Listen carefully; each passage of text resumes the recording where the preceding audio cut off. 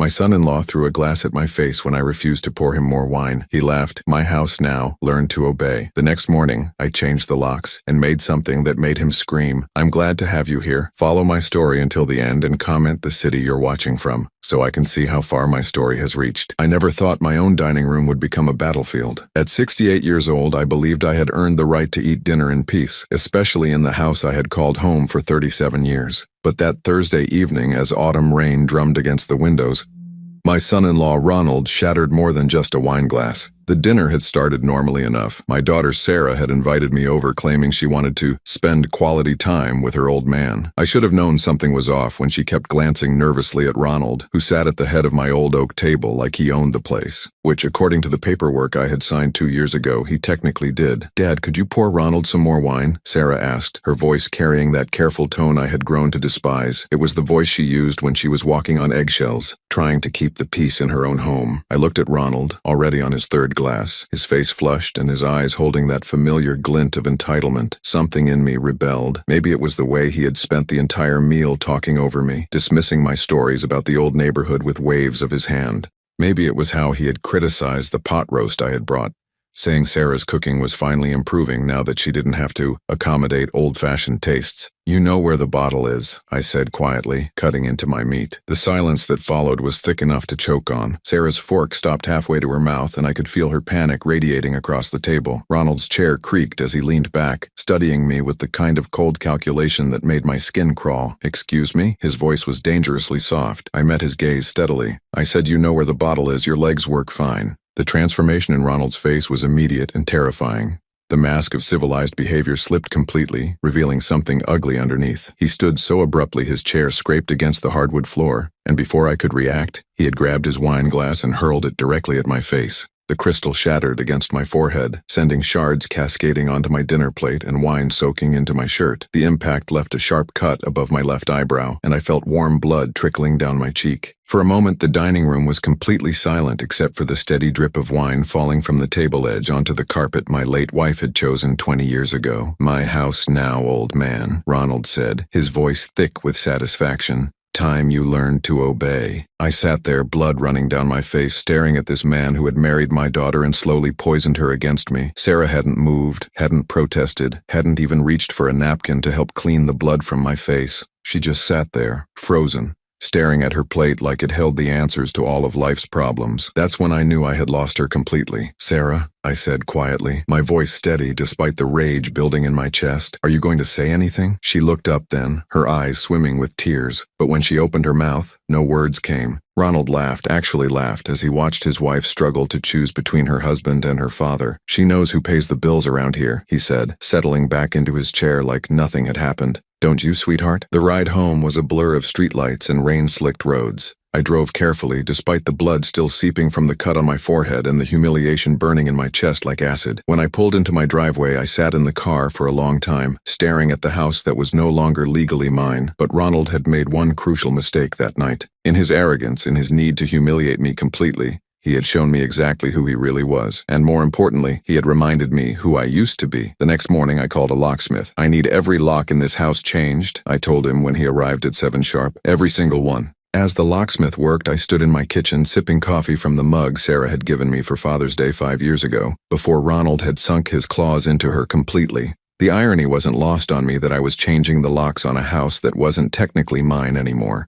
But Ronald didn't know everything about the papers he thought gave him control. He had been so eager to get his hands on what he saw as his prize that he hadn't read the fine print carefully. Neither had Sarah, for that matter. They had both been so focused on the immediate gratification of ownership that they had missed the most important details. The locksmith finished just as my phone started ringing. Ronald's name flashed on the screen, and I could imagine his fury when he discovered he couldn't get into his house. I let it ring until it stopped, then immediately started ringing again. Let him rage, let him pound on the door and demand entry. Because what Ronald didn't understand, what he was about to learn the hard way, was that at 68 years old, I hadn't survived this long by being anyone's doormat. And the real surprise? The papers he thought gave him everything actually gave him nothing at all. The pounding on my front door started at 8:30 that morning, barely an hour after the locksmith had left. I was sitting in my recliner, the same spot where I had spent countless evenings with my late wife Margaret, reading the newspaper and pretending I couldn't hear Ronald's increasingly frantic attempts to get inside. "Arthur, open this door right now." His voice voice carried through the thick oak, muffled but unmistakably furious. "This is my house. You can't lock me out of my own property." I turned the page of my newspaper calmly, though my hands were trembling slightly, not from fear, but from the adrenaline of finally taking action after 2 years of swallowing my pride and watching my daughter disappear into Ronald's web of control. The truth was, I had been planning this moment since the day Ronald first suggested I transfer the house to Sarah for tax purposes. He had presented it so smoothly, with charts and graphs about estate planning, making it sound like he was doing me a favor. Sarah had been so grateful, so relieved that her husband was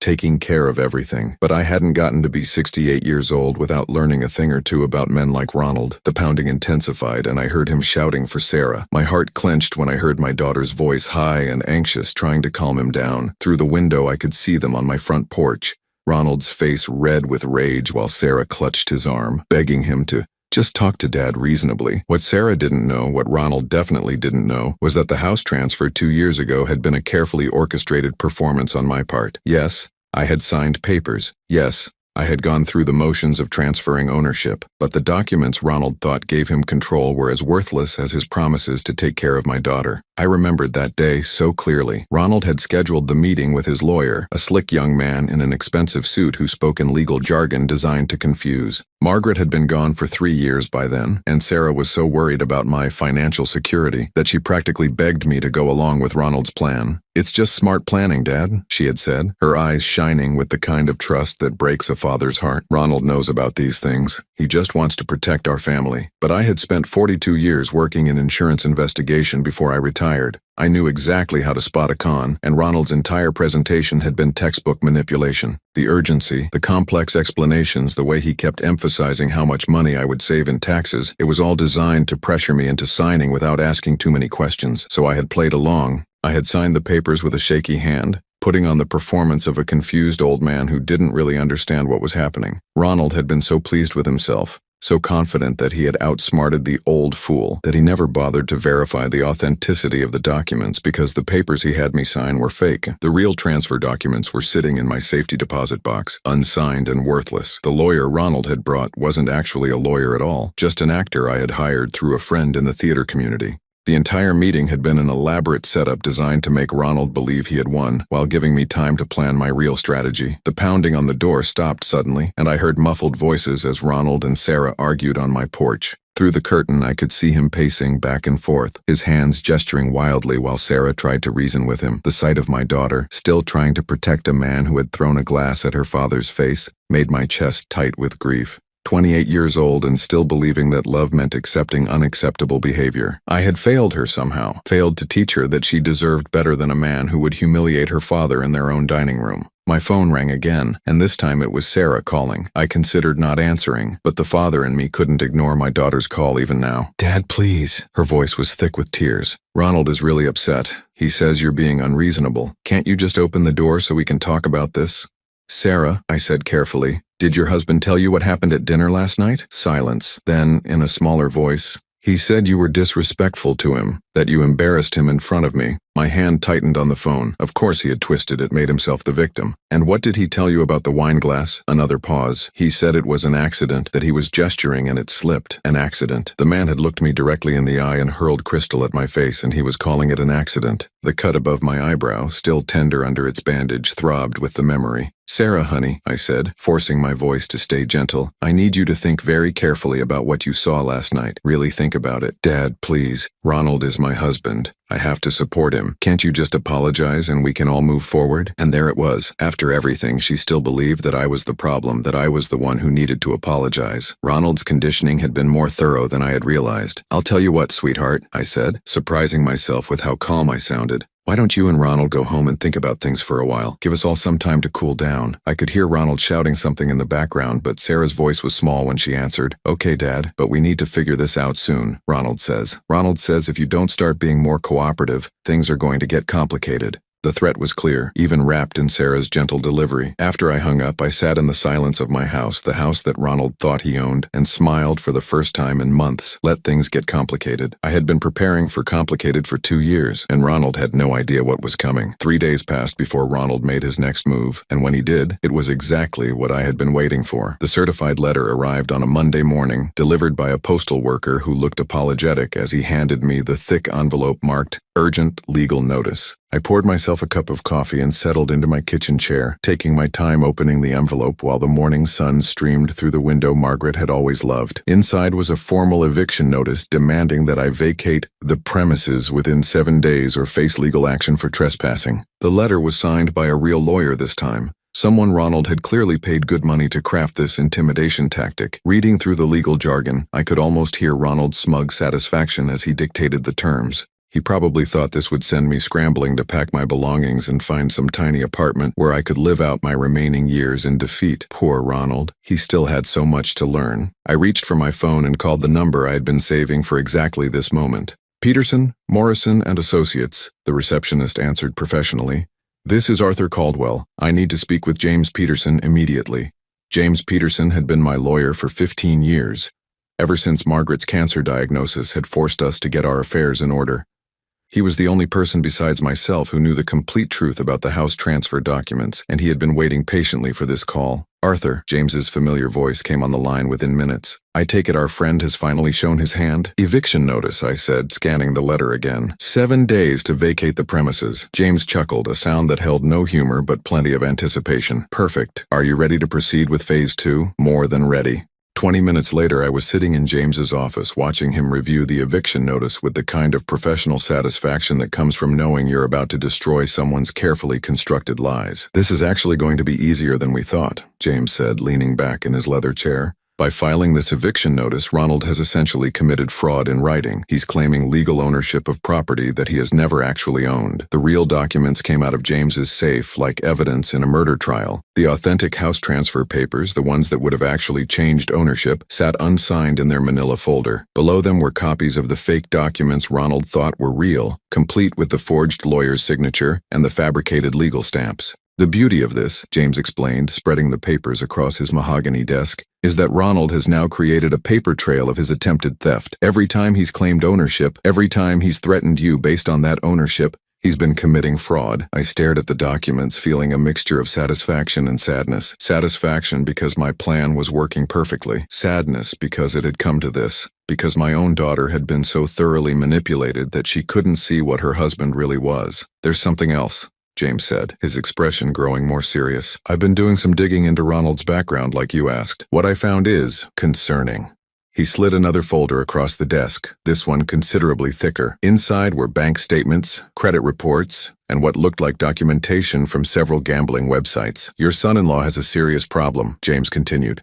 He owes approximately $87,000 to various creditors, most of it gambling debt, the house that he thinks he owns. He's already tried to use it as collateral for a loan that was denied when the bank couldn't verify his ownership. My blood ran cold. $87,000. No wonder Ronald had been so desperate to get his hands on my house. No wonder he had been pushing so hard for the transfer, putting on that elaborate show about tax benefits and family protection. It gets worse, James said quietly. According to my sources, some of this debt is to people who don't take kindly to late payments, the kind of people who might show up at someone's house looking for compensation. The full picture was finally coming into focus, and it was uglier than I had imagined. Ronald hadn't just been trying to steal my house out of greed or a desire for control. He had been trying to steal it out of desperation, probably planning to mortgage it or sell it to pay off his gambling debts. And Sarah had no idea. What do you want to do? James asked. I thought about my daughter, still believing she was married to a man who cared about her welfare. I thought about Ronald, probably celebrating what he believed was his victory over the stubborn old man who had finally been put in his place. I thought about Margaret and what she would have wanted me to do. I want you to schedule a meeting, I said finally. Ronald, Sarah, and his fake lawyer if he wants to bring him. Tell them we're going to discuss the terms of my departure from the house. James raised an eyebrow. And then we're going to show Ronald exactly what happens when you try to con a man who spent 4 decades investigating insurance fraud. The meeting was set for Thursday afternoon at James's office. I spent the intervening days preparing, going through old photo albums and letters, remembering the daughter Sarah used to be before Ronald's influence began poisoning her mind. I found pictures of her college graduation, her wedding day, family Christmases when she still looked at me with genuine affection instead of nervous obligation. Somewhere along the way, I had lost her to a man who saw her as nothing more than a pathway to financial security. But maybe, just maybe, when she saw the truth about who she had married, I could get her back. Thursday morning, I dressed carefully in my best suit, the same one I had worn to Margaret's funeral. I wanted to look respectable, dignified, like a man who had nothing to hide and everything to gain from the truth. As I drove to James's office, I thought about the moment when Ronald would realize that his house of cards was about to collapse. Part of me felt sorry for Sarah, who would have to watch her world crumble in real time. But another part of me, the part that still bore the scar from his wine glass, was looking forward to seeing Ronald's face when he learned that he had been outsmarted by the old fool he had so thoroughly underestimated. The time for games was over.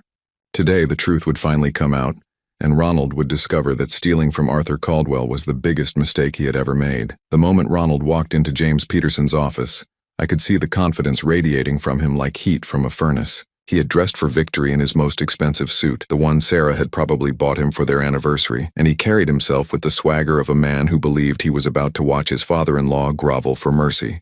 Sarah followed behind him, her face pale and drawn, clutching a tissue in her trembling hands. She had been crying, I could tell, probably for hours. The guilt of choosing her husband over her father was eating her alive, but she was still here, still standing by Ronald's side. "Arthur," Ronald said, his voice dripping with false courtesy as he settled into the leather chair across from me.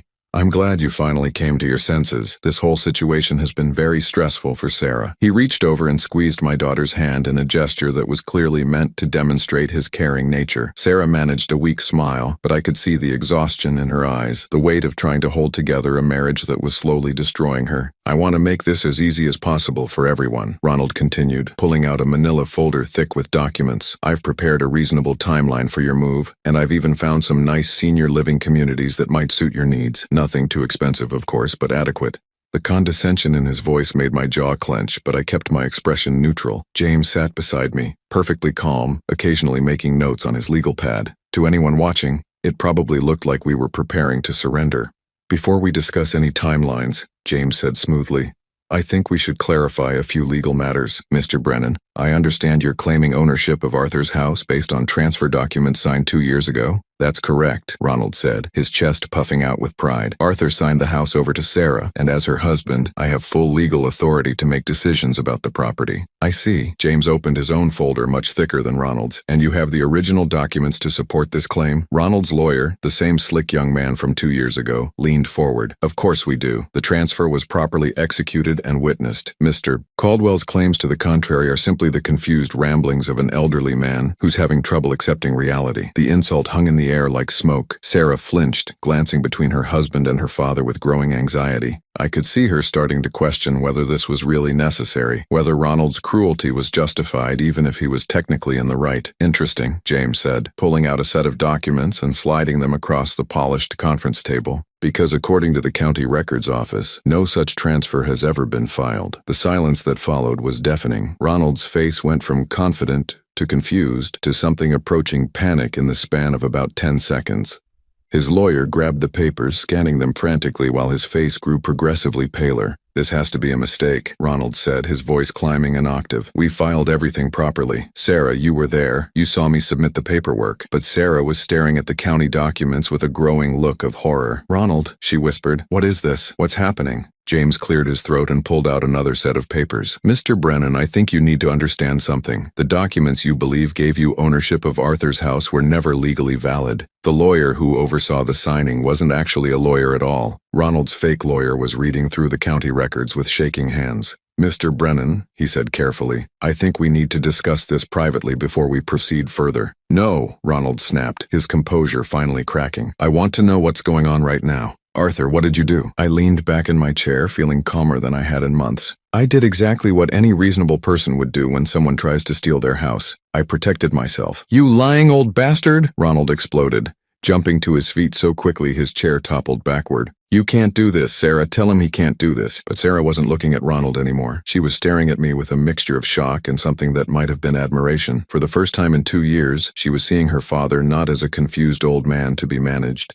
but as someone who had been playing a much deeper game than anyone had realized. Dad, she said quietly, you knew? This whole time you knew what Ronald was trying to do? Before I could answer, James was pulling out more documents. There's something else, Sarah. Something you need to know about your husband's financial situation. The gambling records came out like evidence in a murder trial. Bank statements showing massive withdrawals, credit card bills for cash advances, documentation of loans Ronald had taken out without Sarah's knowledge. The debt total sat at the top of the summary page like a death sentence, $87,436. Sarah's face went white as she read through the papers. Ronald, she whispered. Is this true? Do you really owe almost $90,000? Ronald was backing toward the door, his eyes darting between the documents and the faces staring at him with growing understanding. Sarah, I can explain. It's not what it looks like. I was trying to make money for us, for our future. The house was going to be our security. Whose security? I asked quietly. Yours or the people you owe money to? The question hit home. Ronald's face crumpled as he realized his carefully constructed lies were falling apart, piece by piece. You don't understand, he said desperately. These people, they're not patient. They want their money now. The house was the only way to get it. So you were planning to sell my father's house without telling me? Sarah's voice was rising, 2 years of suppressed doubts finally finding their voice. You were going to take the place where I grew up and use it to pay off your gambling debts? It would have been our house, Ronald shouted. After he died, it would have been ours anyway. I was just making it happen sooner.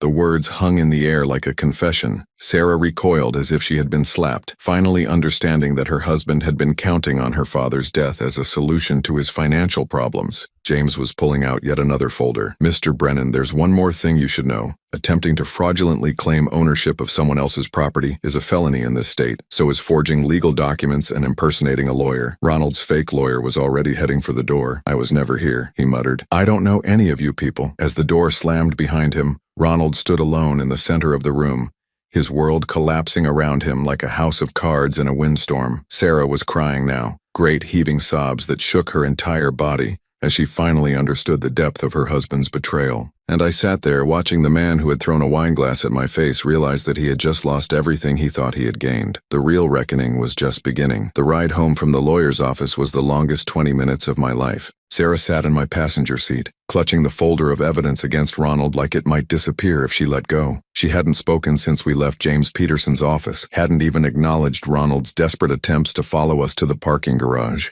shouting explanations and promises through my car window. I had watched in my rearview mirror as he stood there in his expensive suit, looking smaller and more pathetic than I had ever seen him. For a moment, I almost felt sorry for him. Then I remembered the wine glass shattering against my forehead, and the feeling passed. Dad, Sarah finally whispered as we pulled into my driveway. I need to know everything, please. Inside the house that Ronald had tried so hard to steal, I made us both coffee and sat across from my daughter at the kitchen table where Margaret and I had shared thousands of meals over the years. Sarah looked so much like her mother in that moment, the same determined set to her jaw, the same way of focusing completely when she needed to understand something important. It started the day Ronald suggested the house transfer, I began, choosing my words carefully. Something about his presentation felt wrong, too polished, too urgent. In my line of work, I learned to recognize when someone was running a con. Sarah nodded slowly, wrapping her hands around her coffee mug like she needed the warmth. You knew from the beginning that he was lying? I suspected, but I needed proof before I could act. So I played along, let him think his plan was working while I gathered evidence. I told her about hiring the actor to play the fake lawyer, about the real documents sitting unsigned in James Peterson's safe, about the months of investigation that had revealed Ronald's gambling addiction and mounting debts. With each revelation, I watched my daughter's face change, watched her process the depth of her husband's deception. The worst part, I said gently, is that he was planning to use you as much as he was planning to use me. The house wasn't going to secure your future, Sarah. It was going to pay for his mistakes. Sarah set down her coffee cup with shaking hands. I should have seen it. All those late nights when he said he was working, all those mysterious phone calls he took in the other room. I knew something was wrong, but I kept telling myself I was being paranoid. He's very good at manipulation, I said. That's how people like Ronald operate. They make their victims feel crazy for questioning what they see with their own eyes. We sat in comfortable silence for a few minutes, and I could see Sarah working through 2 years of memories, re-examining moments that had never quite made sense. The way Ronald had pushed her to cut contact with her old friends, the way he had gradually isolated her from family gatherings, always finding reasons why they couldn't attend or had to leave early, the way he had made her feel guilty for wanting to spend time with me. The night he threw the glass at you, she said suddenly. I knew it wasn't an accident. I saw his face right before it happened, but he was so convincing afterward, so apologetic. He said he was under stress about work, that he would never hurt anyone intentionally, and you wanted to believe him. I needed to believe him. Her voice cracked, because if I admitted that he had thrown a glass at my father on purpose, then I would have had to admit that I had married someone capable of violence. And if he could do that to you, what might he do to me? The question hung between us like a weight. I had wondered the same thing many times over the past few days, had worried about Sarah's safety even as I planned Ronald's downfall, but I had also known that she would never leave him based on my word alone. She had to see the truth for herself. My phone rang, breaking the heavy silence. Ronald's name flashed on the screen and I could see Sarah tense up immediately. "Answer it," she said quietly. "I want to hear what he has to say now that we know the truth." I put the phone on speaker and answered on the fourth ring. Ronald's voice filled the kitchen, high-pitched and frantic. "Arthur, please, you have to listen to me. This is all a misunderstanding. Yes, I owe some money, but I was handling it. I never meant for anyone to get hurt." "Ronald," I said calmly, "Sarah is here with me. She's heard everything." A pause. Then Ronald's voice took on the wheedling tone he used when he was trying to manipulate Sarah. "Baby, please come home. We can work this out. Your father is making this seem worse than it is. I love you, Sarah. Everything I did was for us." Sarah leaned toward the phone, her voice steadier than I had heard it in months. "Ronald, I want you to listen to me very carefully. I know about the gambling. I know about the debts. I know about the fake lawyer and the fake documents. And I know that you threw a wine glass at my father's face and then lied about it." "Sarah, please." "I'm not finished." Her voice was getting stronger with each word. "I also know that you tried to steal my father's house to pay off debts that I knew nothing about. You were planning to sell the place where I grew up, where my mother died, where some of my happiest memories were made, and you were going to do it without even telling me. It wasn't like that. I was trying to protect you from the stress." "No," Sarah interrupted, and I felt a surge of pride at the steel in her voice. "You were trying to protect yourself from your own mistakes, from your own choices, from the consequences of your own actions, and you were willing to destroy my relationship with my father to do it." The silence on the other end of the line stretched for so long that I thought Ronald might have hung up. When he finally spoke, his voice was completely different. The charm was gone, the manipulation replaced by something cold and ugly. "You think you're so smart, don't you? Both of you. But you have no idea what you've done. The people I owe money to, they don't care about your feelings or your family drama. When they can't get their money from the house, they're going to come looking for other ways to collect." "Is that a threat, Ronald?" I asked quietly. "It's a reality check, old man. You think you've won something here, but all you've done is put your precious daughter in danger. When my creditors start showing up at her workplace, when they start following her home, remember that you could have prevented it." Sarah's face had gone pale, but her voice remained steady. "Ronald, if you're really worried about my safety, then you should have thought about that before you racked up $90,000 in gambling debt." "87,000, he corrected automatically, then seemed to realize what he had just admitted. "Sarah, baby, please, I can fix this. I just need some time." "You're right about one thing," Sarah said, looking directly at me as she spoke. "This situation is dangerous. That's why I'm filing for divorce tomorrow morning." The explosion of rage from the phone was immediate and terrifying. Ronald screamed obscenities, made threats, promised revenge against both of us. I reached over and ended the call, then immediately called James Peterson to report the threats. Sarah sat quietly while I made the call, but when I hung up, she looked at me with eyes that reminded me so much of her mother that my chest tightened. "I'm sorry, Dad," she said simply, "for everything, for not seeing what he was, for not protecting you, for choosing him over you when I should have known better." I reached across the table and took her hand. "You were trying to save your marriage. There's no shame in that. There is when your marriage isn't worth saving." She squeezed my fingers. "I should have listened to my instincts. I should have trusted you." As the afternoon sun slanted through the kitchen windows, we began planning Sarah's escape from a marriage that had been built on lies from the very beginning. And for the first time in 2 years, I felt like I had my daughter back. 6 months later, I stood in my kitchen watching Sarah arrange fresh flowers in the vase that had belonged to her mother.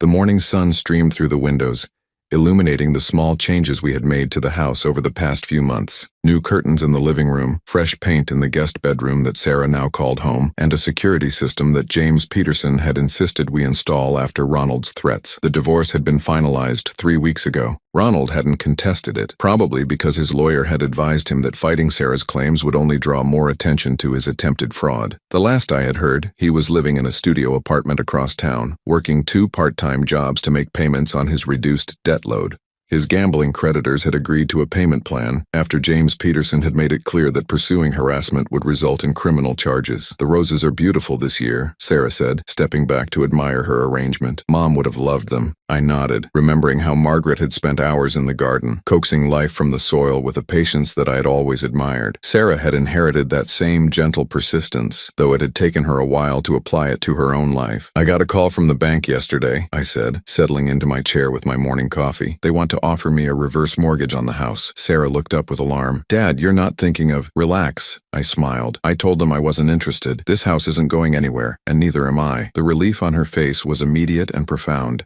Over the past 6 months, we had both learned to value the simple security of knowing that this place, this refuge that Margaret had created, and that we had both fought to protect, would remain ours. Sarah had found a job at the local library, something that used her English degree and gave her the kind of quiet satisfaction that her marriage had never provided. She was different now, more confident, more willing to trust her own judgment. The frightened, apologetic woman who had sat frozen while her husband threw glass at her father was gone, replaced by someone stronger and more sure of herself. I've been thinking, she said, settling into the chair across from me, about what you said when this all started, about how Ronald showed us who he really was. What about it? I think you showed me who you really were too. All those years I thought you were just my dad, you know, someone to take care of, to worry about, to make decisions for. I never realized how smart you were, how strategic, how you could plan something like this and execute it so perfectly. I chuckled, remembering the months of careful preparation, the sleepless nights when I had wondered if my plan would work or if I was just a foolish old man playing games he couldn't win. 42 years of investigating insurance fraud taught me a few things about human nature. People like Ronald always think they're the smartest person in the room. That makes them predictable. But you could have just exposed him from the beginning. You could have shown me the fake documents right away and saved us all a lot of trouble. I shook my head. You weren't ready to hear it then. You needed to see for yourself who he really was. If I had just told you, you would have thought I was a jealous father trying to ruin your marriage. Sarah was quiet for a moment, considering this. You're right. I probably would have chosen him over you, just like I did the night he threw the glass. But you came around in the end. That's what matters. We sat in comfortable silence, listening to the sounds of the neighborhood waking up around us. Mrs. Henderson next door was watering her garden. The postal worker was making his rounds, whistling the same tune he had been whistling for the past 15 years. Life was normal again, peaceful in a way it hadn't been since Ronald had first entered our lives. My phone buzzed with a text message, and I glanced at the screen with the automatic caution that had become habit over the past few months. But instead of another threatening message from Ronald or one of his creditors, it was a message from James Peterson. Thought you'd want to know, the text read. Ronald was arrested last night for attempting to forge documents to get a loan. Apparently, old habits die hard.